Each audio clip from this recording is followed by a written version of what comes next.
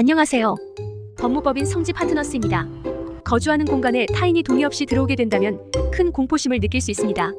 그렇기에 도어락 또는 이중 잠금 장치를 설치하여 외부인의 침입을 방지하고 있습니다. 그럼에도 타인의 주거지에 침입하여 피해를 야기하는 사례가 줄어들지 않고 있는데요. 대개 무단 침입이라 하면 집 내부에 신체가 들어왔을 때로 한정합니다.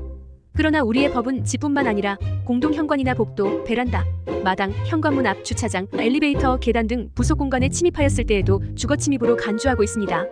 뿐만 아니라 지속적으로 문을 두드리거나 초인종을 여러 번 누르는 행위 역시 주거 침입으로 처벌합니다. 무단 침입을 하였다면 형법 319조에 따라 처벌받게 됩니다. 사람의 주거 관리하는 건조물, 선박이나 항공기 또는 점유하는 방실에 무단으로 침입한 사람은 3년 이하의 징역 또는 500만 원 이하의 벌금형에 처해집니다. 이때 해당 장소에서 퇴거를 요청받았음에도 응하지 않는다면 동일한 형이 내려집니다. 덧붙여 2인 이상 혹은 위협적인 물건을 소지한 채 타인의 주거지에 무단으로 들어갔다면 특수주거침입죄로 벌금형 규정 없이 5년 이하의 징역을 선고합니다.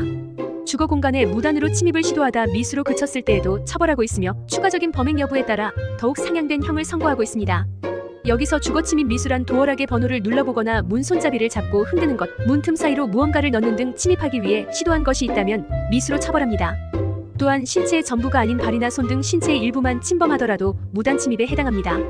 특히나 무단 침입은 일면식이 없는 사람보다 연인이나 친구 사이에서 발생하는 경우가 상당히 많습니다.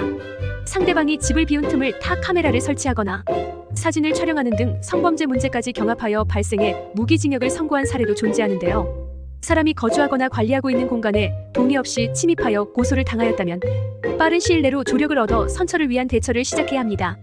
법적으로도 엄격히 다루어지고 있으니 무단 침입으로 수사기관의 조사를 받게 되었다면 변호인에게 도움을 요청해 본인의 사안에 맞는 현실적인 대처, 방법을 마련하시기 바랍니다. 사례: 무단 침입 및 강제추행 혐의 받은 의뢰인.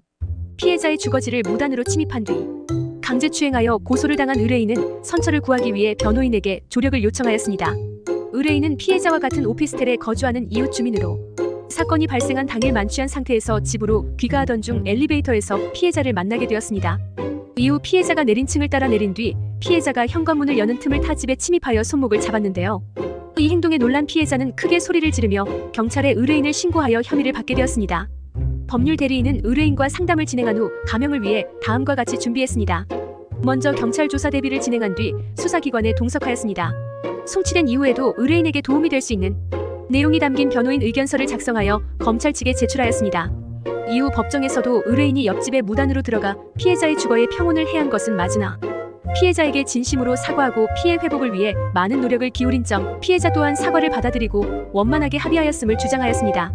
또한 형사처벌 전력이 없는 초범이라는 점과 추행의 정도가 비교적 경미한 점을 강조하였습니다.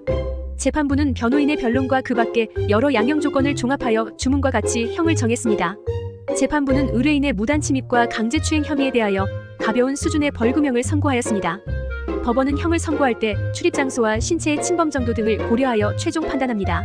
특히나 성범죄가 추가될 경우 실형을 선고받게 될 가능성이 매우 높으며 선처의 확률도 적으므로 법적 조력을 받아 위기 상황을 벗어날 수 있어야 합니다. 출입 목적 및 경위, 출입의 태양과 출입한 시간 등을 종합적으로 고려할 때 주거의 평온 상태를 해치는 행위 태양으로 볼 수 있다면 주거 침입에 해당합니다.